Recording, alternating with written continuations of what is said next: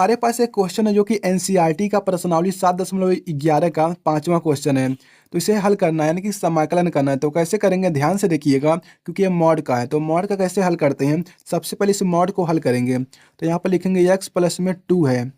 अब इस मॉड को जब खोलेंगे तो हमारा ये दो भागों में खुलता है। एक होता है माइनस का x प्लस में 2 हो जाएगा और एक होता है प्लस का x प्लस 2 हो जाएगा। अब प्लस का चिन्ह नहीं लिखते हैं तो वो तो छिपा रहता है। तो यहाँ पर जाएगा कामा में जो x का मान यहाँ पर है और जो यहाँ पर x का मान है वो किससे छोटा बड़ा होगा यहाँ से पता चलेगा। कैसे पता चलेगा, जो x प्लस 2 है इसे हम क्या करेंगे, x प्लस जो हमारा 2 है इसे हम बराबर में करेंगे 0 के। जब x का मान यहाँ से निकालेंगे तो -2 आ जाएगा। तो यहाँ पर लिखेंगे -2।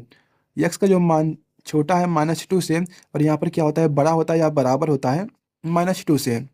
अब क्या करेंगे, आप देखेंगे यहाँ पर जो -2 है यहाँ पर क्या हो रहा है, लिमिट टूट रहा है। जो हमारा यहाँ पर लिमिट दिया है यहाँ पर टूट रहा है। क्या हो रहा है, टूट रहा है। यानी कि हमको -5 से 5 तक नहीं हल करेंगे, ये हमारे बीच में टूट भी रहा है। यानी कि इसका मान अलग अलग है, यहाँ पर प्लस है यहाँ पर माइनस है, यानी कि यहाँ पर माइनस यहाँ पर प्लस है।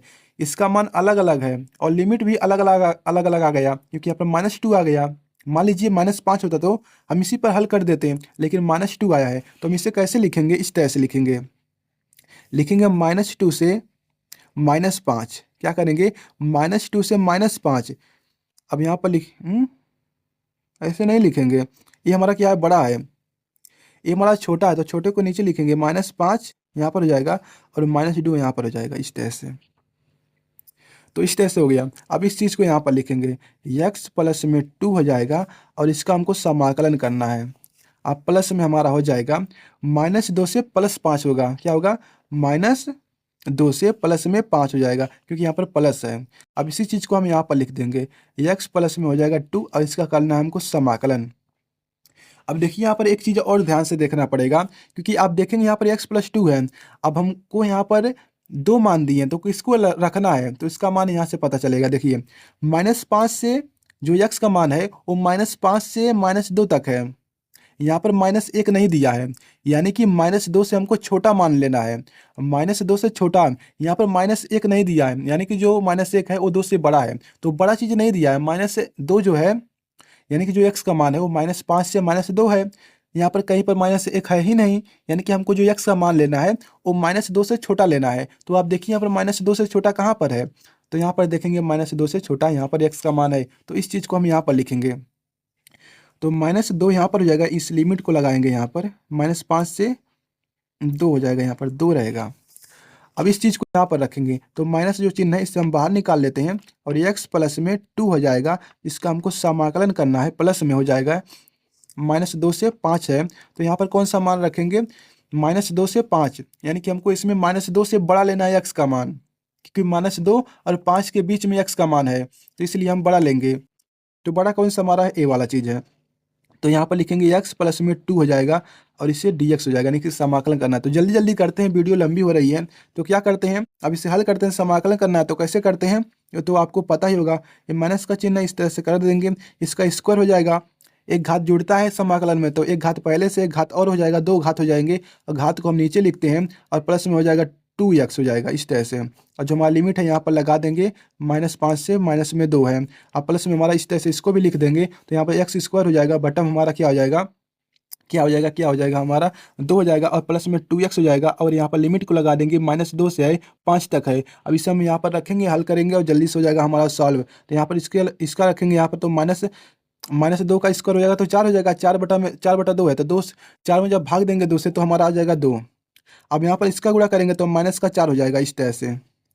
अब क्या है, अब इसका मान रखेंगे, 5 रखेंगे तो 25/2 हो जाएगा। क्या हो जाएगा, 25/2। ये माइनस का चिन्ह फार्मूले का है। अब यहाँ पर इसका रखेंगे तो -25 हो जाएगा, यानी -10 हो जाएगा। क्या हो जाएगा, -10। यहाँ पर अभी गलती हुआ होता तो यहाँ पर जाएगा प्लस का, यहीं पर गलती होता है चिन्ह में, तो चिन्ह में गलती नहीं करना है। तो यहाँ पर करेंगे तो 25 हो जाएगा 2, 25/2 हो जाएगा। क्या हो जाएगा, 25/2। अच्छे से लिखते हैं तो यहाँ पर जाएगा 25 दूना 5 दूना हो जाएगा 10, प्लस का 2 हो जाएगा 10, माइनस का 4/2 यानी कि 2 हो जाएगा यहाँ पर। और क्या है, 2 दूना 4 यानी कि माइनस का हो जाएगा 4, इस तरह से। अब इसे हल करते हैं। माइनस का 2 प्लस माइनस का 2 हो जाएगा, और माइनस का 25 बटा हो जाएगा 2, माइनस का प्लस का हो जाएगा 10 हो जाएगा इस तरह से।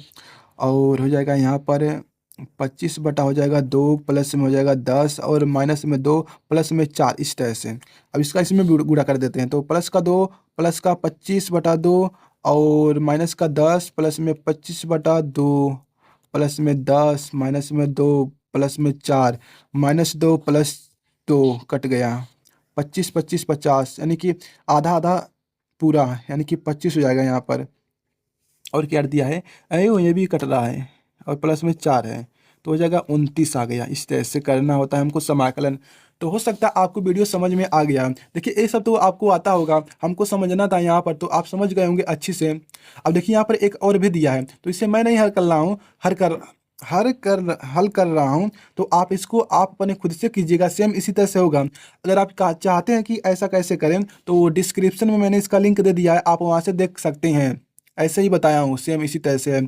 तो आपको वीडियो पसंद है, वीडियो को लाइक करके इस चैनल सब्सक्राइब कर लीजिए, और आपको वीडियो कैसा लगा कमेंट में जरूर बताइएगा।